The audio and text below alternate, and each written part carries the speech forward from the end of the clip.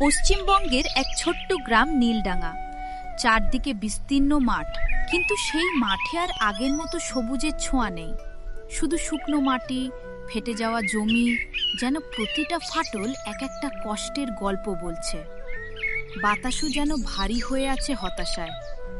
সেই নির্জনতার মাঝেই দাঁড়িয়ে আছে একটি ছোট্ট কাঁচা বাড়ি, মাটির দেওয়াল, খড়ের ছাউনি, আর সামনে একটা ছোট উঠোন, যেখানে একসময় হাসি খুশির শব্দ শোনা যেত। এই বাড়িতেই থাকে হরিপদ, এক সাধারণ কৃষক। সারা জীবন সে মাটির ওপর ভরসা করে কাটিয়েছে। তার কাছে এই জমি শুধু রোজগারের উপায় নয়, এটাই তার সম্মান, তার অস্তিত্ব। কিন্তু আজ সেই জমি যেন ধীরে ধীরে তার হাত ছেড়ে দিচ্ছে। তার পাশে আছে তার ছেলে রবি, যুবক, পরিশ্রমী, আর বাবার মতোই মাটির প্রতি অগাধ ভালোবাসা। তপ্ত রোদের নিচে মাথার ওপর আগুন ঝরা সূর্য। সেই কঠিন পরিস্থিতিতেও রবি হাল ধরে লড়াই চালিয়ে যাচ্ছে। হীরা, মতি, আর একটু জোর দাও। দেখো, আমি জানি মাটিটা খুব শক্ত হয়ে গেছে, কিন্তু আমরা যদি এখন হাল ছেড়ে দিই তাহলে সব শেষ হয়ে যাবে। আর একটু চেষ্টা করো প্লিজ, আমরা একসাথে পারবো।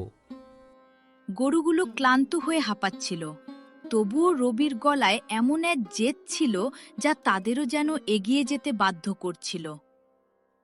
কিছুটা দূরে দাঁড়িয়ে হরিপদ সব দেখছিল। তার চোখে ক্লান্তি, মুখে হতাশা। থাক রে রবি, আর জোর করিস না। ওদেরও তো প্রাণ আছে, কতক্ষণ আর এভাবে টানবে বলতো? যখন আকাশেই আমাদের দিকে তাকাচ্ছে না, বৃষ্টি দিচ্ছে না, তখন এই মাটির কাছে আর কি আশা করবি? রবি থেমে বাবার দিকে তাকালো। ঘাম ঝরছে, কিন্তু চোখে দৃঢ়তা। আপনি এমন করে ভেঙে পড়বেন না বাবা। আপনি একটু ছায়ায় গিয়ে বসুন, আমি আছি তো। দেখবেন, একবার যদি হালটা একটু গভীর যায় তাহলে এই মাটিও সাড়া দেবে। আমি জানি এই জমি আমাদের কখনো পুরোপুরি ছেড়ে যাবে না। গভীর কিভাবে যাবে রে? চোখ তুলে চারদিকে দেখ, মাটির বুকটা ফেটে চৌচির হয়ে গেছে। এই ফাটলগুলো শুধু জমিতে নয় রবি, আমার মনেও পড়ছে। প্রতিদিন মনে হয় সবকিছু ধীরে ধীরে ভেঙে যাচ্ছে। আমি আর কিছুই ধরে রাখতে পারছি না। এই সময় দূরে চুলোর পাশে বসেছিল কুসুম। সে শুকনো রুটি বানাচ্ছিল, কিন্তু তার মন ছিল না কাজে। বারবার সে মাঠের দিকে তাকাচ্ছিল। সে একটা গ্লাসে জল নিয়ে এগিয়ে এলো। এই নাও জল। এত রোদে কাজ করছো, শরীর খারাপ হয়ে যাবে। একটু বসে বিশ্রাম নাও দুজনেই। সবকিছু একদিনে ঠিক হবে না, শরীরটা আগে ঠিক রাখা দরকার। রবি জলটা বাবার দিকে বাড়িয়ে দিল। এই নিন বাবা, আগে আপনি খান। হরিপদ জল খেল, কিন্তু তার চোখে ছিল গভীর হতাশা। কি বিশ্রাম নেব কুসুম, বল তো? যখন জমিটাই মরছে, তখন আমরা বাঁচব কি করে? ছেলেলে যতই চেষ্টা করুক, মাটি যদি সাড়া না দেয় তাহলে সবই তো বৃথা। কুসুম চুপ করে রইল। সে জানত এই কথার কোনো সহজ উত্তর নেই। ঠিক তখনই দূর থেকে ভেসে এলো এক তীব্র শব্দ, মোটর সাইকেলের গর্জন। ধুলো উড়িয়ে মাঠের পাশে এসে থামল ধনেশ্বর।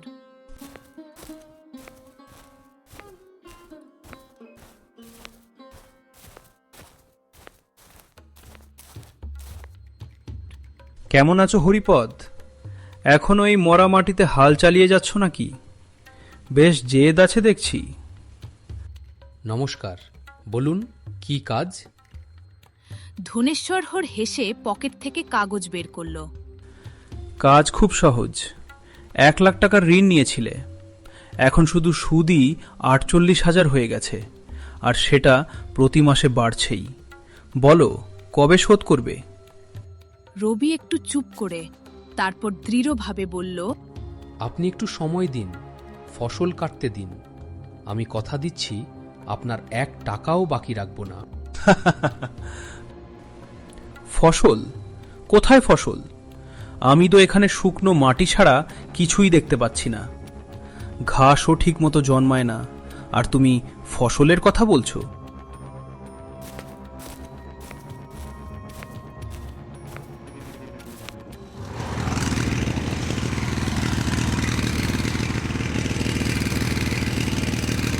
ধনেশ্বর চলে যাওয়ার পর মাঠটা যেন হঠাৎ করেই নিঃশব্দ হয়ে গেল।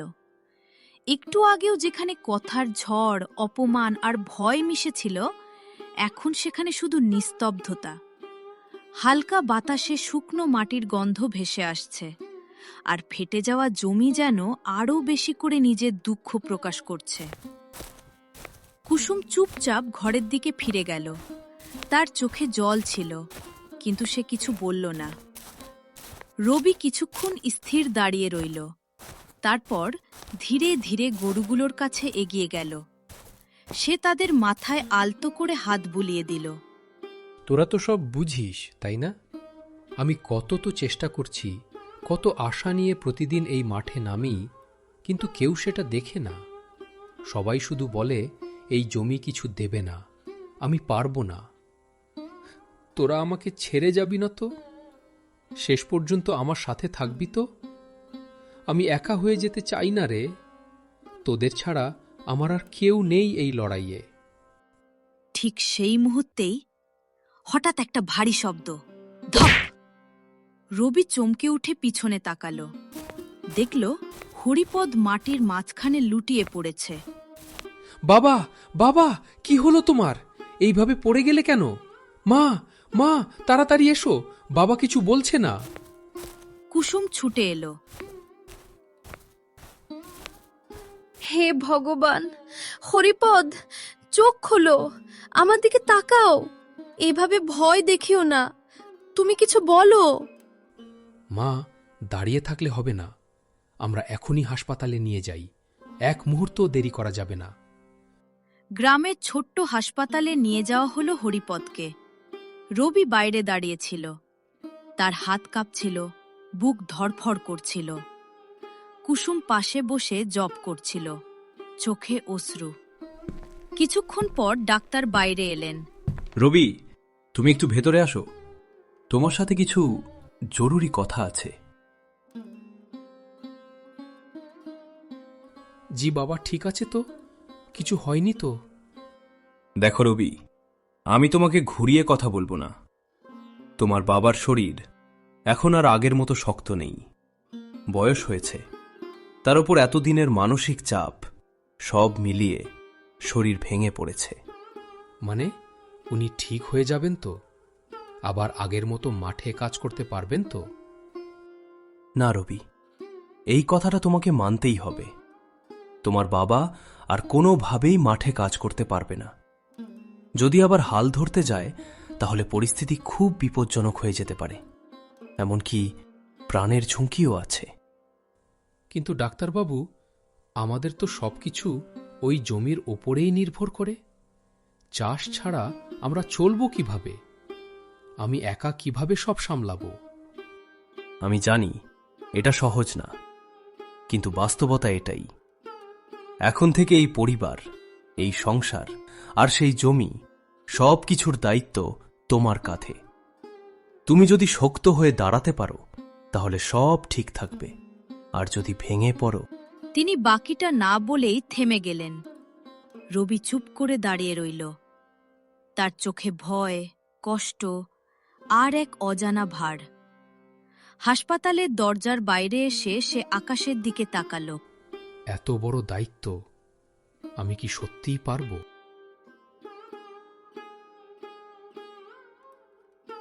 বাজারের মাঝখানে দাঁড়িয়েছিল রবি। চারদিকে মানুষের ভিড়, হাঁকডাক, দোকানদারদের চিৎকার, কিন্তু এই কোলাহলের মাঝেও তার ভেতরটা ছিল একদম ফাঁকা। তার মাথায় ঘুরছিল একটাই চিন্তা, বাবার চিকিৎসা, জমির ঋণ আর সামনে আসতে থাকা অন্ধকার ভবিষ্যৎ।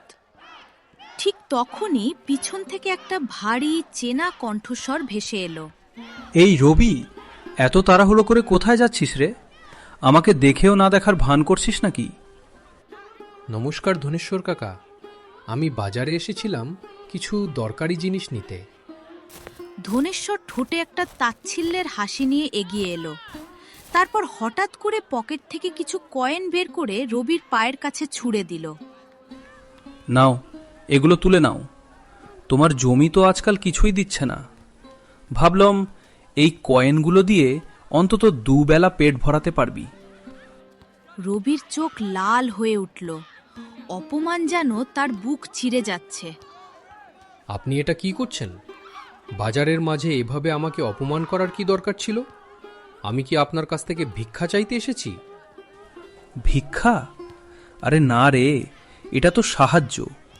কারণ 2 মাস পর তোকে আর সাহায্য করার সুযোগও পাবো না। তখন এই জমি, এই বাড়ি সব আমার হয়ে যাবে। তখন তোকে চিনতেই পারবো না হয়তো। সময় থাকতে বুঝে নে রবি, নইলে পরে কিন্তু অনেক দেরি হয়ে যাবে। রবি কিছু বলল না, শুধু মুঠো শক্ত করে দাঁড়িয়ে রইল। চারপাশের মানুষের ফিসফাস হাসি সব যেন তার কানে ছুরি হয়ে বিঁধছিল। সেই দিনটা তার জীবনের সবচেয়ে অপমানের দিন হয়ে রইল। সেদিন রাত। নীলডাঙার সেই ছোট্ট কাঁচা বাড়িতে নিঃশব্দে রাত নেমেছে। বাইরে হালকা হাওয়া বইছে, কিন্তু ঘরের ভেতর ভারী একটা চাপা কষ্ট। রবি নিজের ঘরে চুপচাপ শুয়েছিল। তার চোখে ঘুম নেই। হঠাৎ পাশের ঘর থেকে আসা আস্তে আস্তে কথা বলার শব্দে তার ঘুম ভাঙল। সে চুপচাপ উঠে দরজার পাশে দাঁড়িয়ে শুনতে লাগল। ভেতরে হরিপদ আর কুসুম কথা বলছিল। কুসুম, আমি ভাবছি আর দেরি না করে জমিটা ধনেশ্বরকে দিয়ে দিই। অন্তত এই ঋণের বোঝা থেকে তো মুক্তি পাব। প্রতিদিন এই ভয় নিয়ে বাঁচা আর পারছি না। কি বলছো তুমি? এই জমিটাই তো আমাদের সব। এই জমির জন্যই তো এত বছর ধরে লড়াই করেছো। আজ সব ছেড়ে দেবে? সব জানি কুসুম, কিন্তু আজ বাজারে যা হলো সেটা আমি সহ্য করতে পারছি না। আমার জন্যই আমার ছেলে মানুষের সামনে অপমানিত হচ্ছে। তার চোখের দিকে তাকাতে পারি না আমি আর পারছি না। আমি হেরে গেছি কুসুম। আমি একজন ব্যর্থ বাবা। এই কথা শুনে কুসুমের চোখে জল গড়িয়ে পড়ল। বাইরে দাঁড়িয়ে থাকা রবি সব শুনছিল। তার বুকটা যেন ভেঙে যাচ্ছিল। চোখ দিয়ে জল গড়িয়ে পড়ছে, কিন্তু সে কোনো শব্দ করল না। না বাবা, তুমি হারোনি। আমি থাকতে কিছুতেই হারতে দেব না। সেই রাতটা যেন শেষই হচ্ছিল না।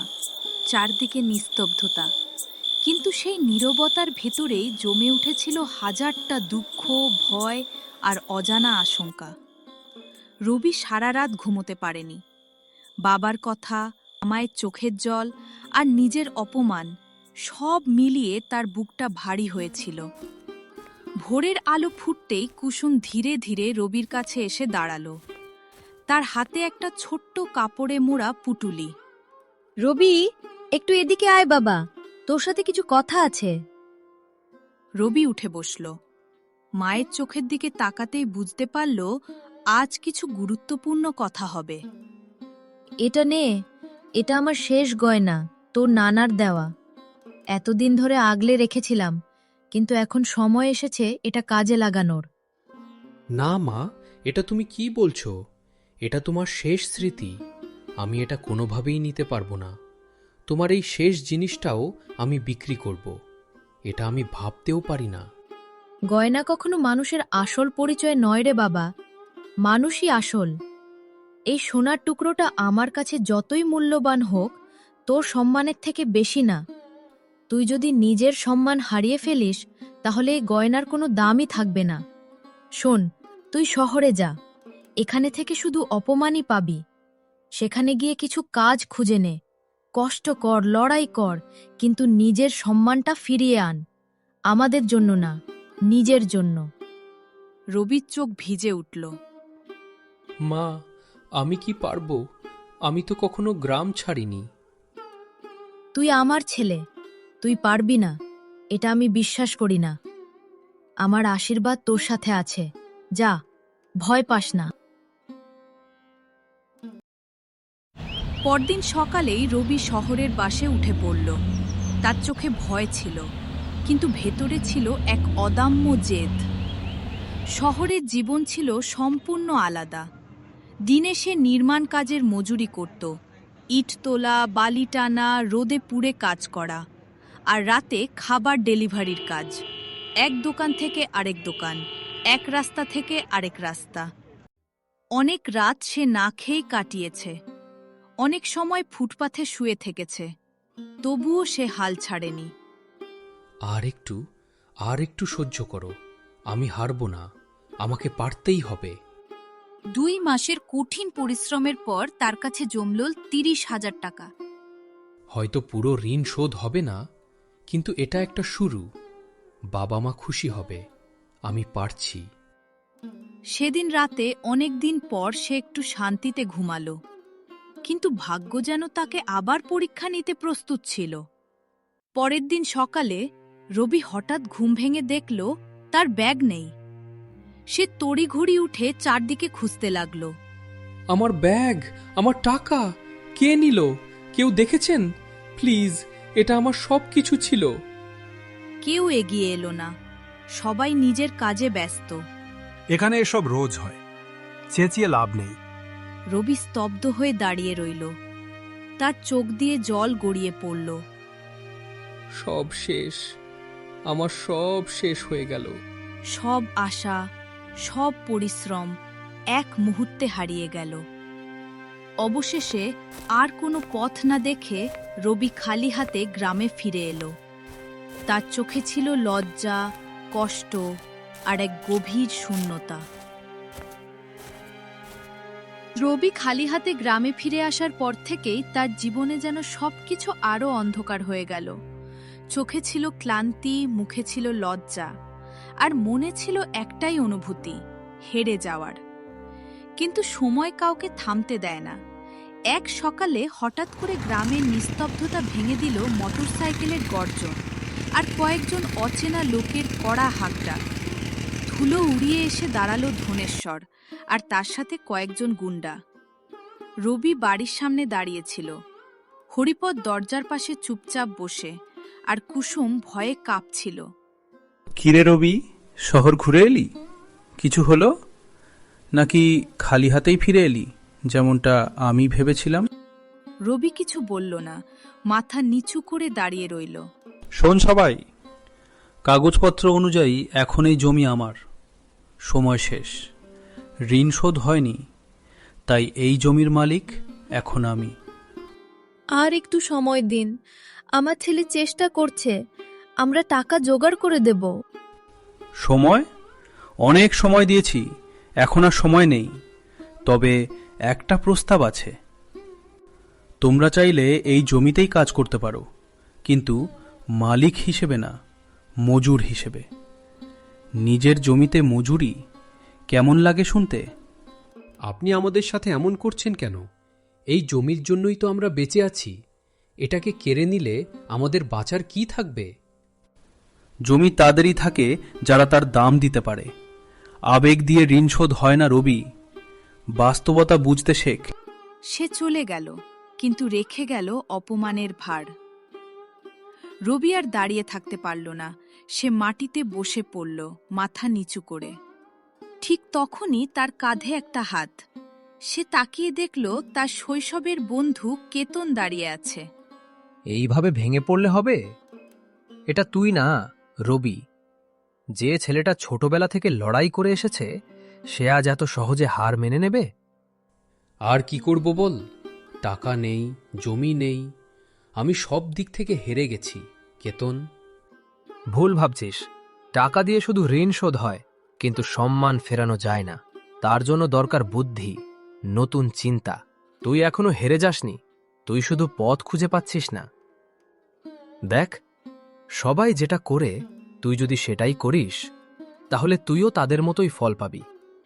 কিছু আলাদা ভাবতে হবে, কিছু নতুন করতে হবে। এই কথাগুলো রবির মাথায় ঘুরতে থাকল।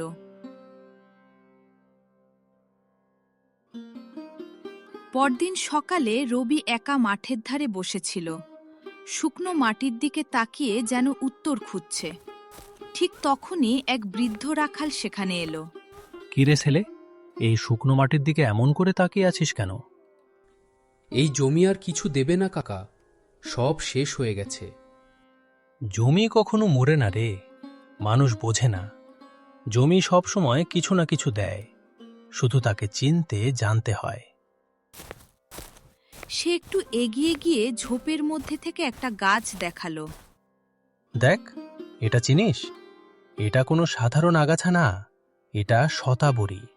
খুব দামি জিনিস, কম পানিতে হয় কিন্তু যত্ন লাগে। রবি অবাক হয়ে তাকিয়ে রইল। তার চোখে আবার একটুকরো আলো জ্বলে উঠল। হয়তো এটাই আমার নতুন শুরু।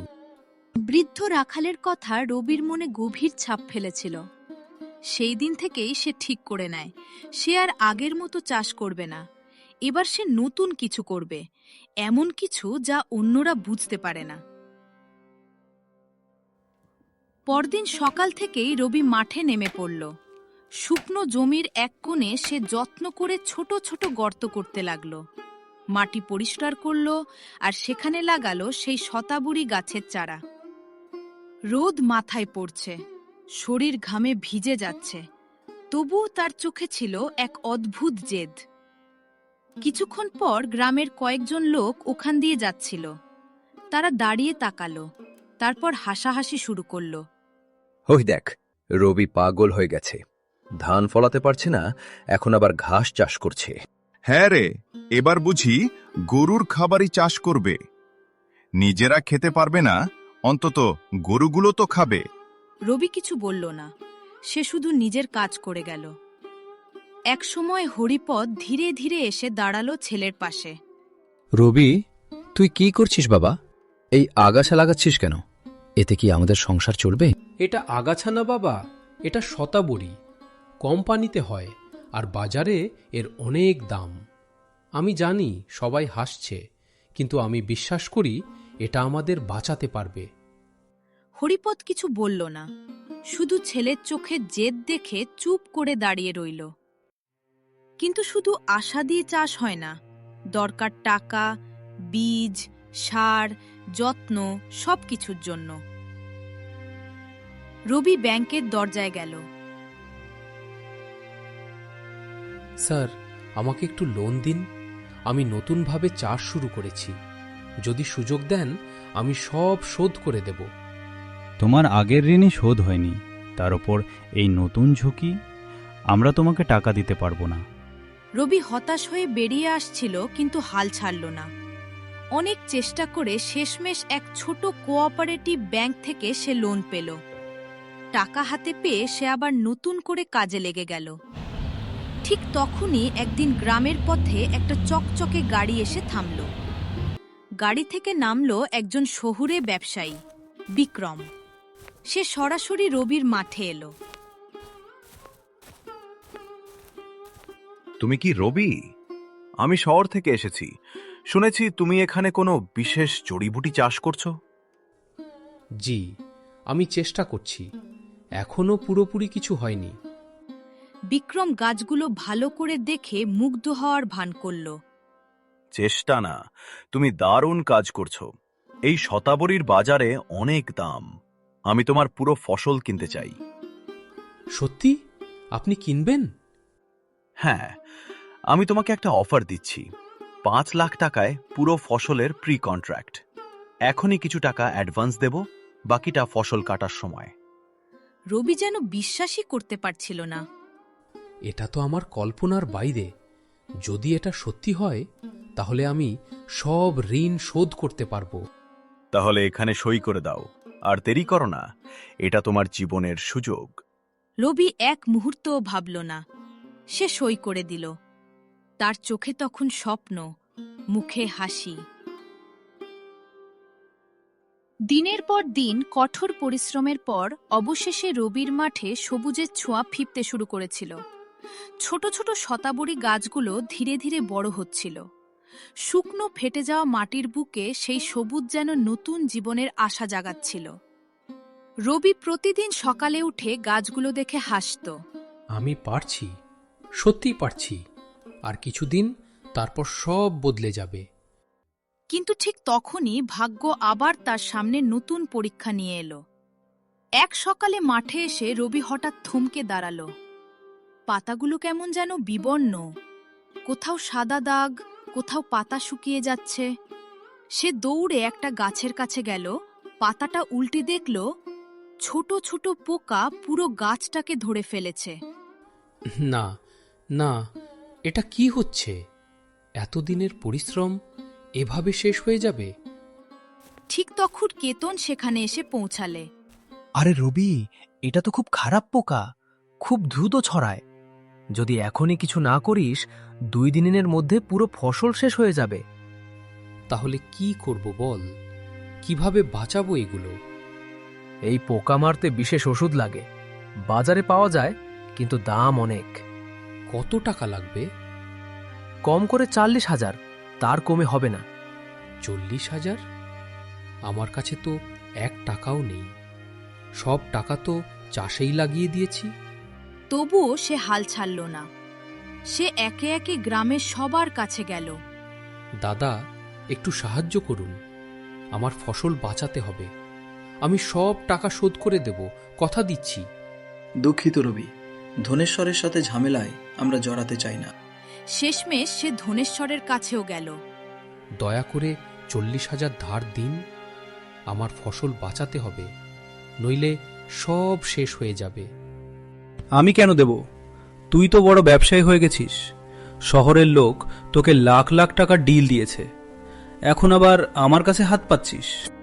রবি ভেঙে পড়ল। সেই রাতে আকাশে মেঘ জমল। তারপর হঠাৎ করে শুরু হলো প্রবল বৃষ্টি। রবি দৌড়ে মাঠে গেল। ভগবান, আর কত পরীক্ষা নেবেন?